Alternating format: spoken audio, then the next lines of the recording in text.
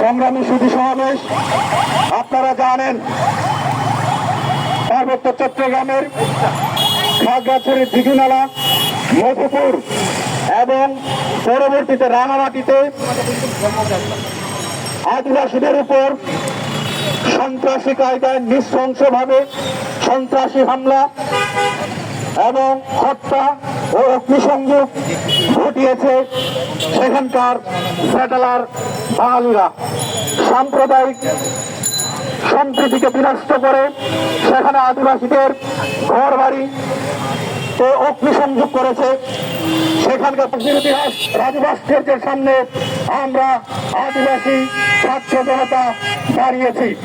সংগ্রামী বন্ধুগণ, আপনারা জানেন একটি ঘটনাকে কেন্দ্র করে সেই পার্বত্য চট্টগ্রামে আমার নিরীহ আদিবাসী ভাই বোনদের উপর যে পরিমাণে নৃশংস হত্যা, অগ্নিসংযোগ, লুটপাট এবং হামলা চালিয়েছে, তারই প্রতিবাদে আমরা সমতলের আদিবাসী সহ পাহাড় এবং সমতলের সমগ্র আদিবাসী বৃন্দ আজকে আমরা রাজু ভাস্কর্যের সামনে দাঁড়িয়ে আছি তারই প্রতিবাদে। এবং সেখানে যে সন্ত্রাসী কার্যকলাপ হয়েছে সেই সন্ত্রাসী কার্যকলাপের ধিক্কার জানাই এবং রাষ্ট্রের কাছে আমরা চূড়ান্ত দাবি করি সেই সন্ত্রাসীর এবং জড়িতদের সাথে বিচার কার্য হয়। সংগ্রামী বন্ধুগণ, আজকে আমরা সমতলের আদিবাসী ছাত্র যুব এবং সাধারণ জনগণের ব্যানারে আমরা আজকে দাঁড়িয়েছি।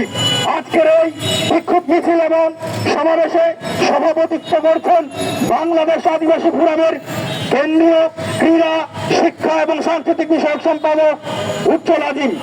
সংগ্রামী বন্ধুগণ, আজকের এই বিক্ষোভ সমাবেশে বিভিন্ন প্রগতিশীল ছাত্র সংগঠন, যুব সংগঠন এবং আদিবাসী ছাত্র যুব সংগঠন সমূহের নেতৃবৃন্দ বক্তব্য রাখবেন। সংগ্রামী বন্ধুগণ, আজকের এই বিক্ষোভ মিছিল এবং সমাবেশের শুরুতে আমি অনুরোধ করছি বাংলাদেশ আদিবাসী যুব ফোরামের কেন্দ্রীয় সদস্য অনন্যা ধরকে আজকের এই বিক্ষোভ মিছিল এবং সমাবেশের মূল বক্তব্য উপস্থাপন করার জন্য।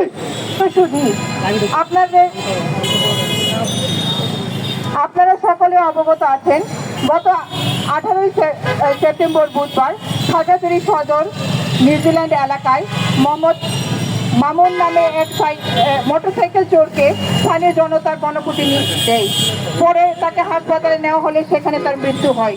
বিভিন্ন গণমাধ্যমের খবরে জানা যায় যে নিহত মামুনের নামে বিভিন্ন থানায় 14টি চুরি ও 2টি মাদক মামলা রয়েছে। এই ঘটনাকে কেন্দ্র করে সেদিন খাগড়াছড়ির পানখাইপাড়া এলাকায় স্থানীয় আদিবাসীদেরকে ধাওয়া দিয়ে পরিস্থিতি উত্তপ্ত করার চেষ্টা করে স্থানীয় সেটেলার বাঙালিরা।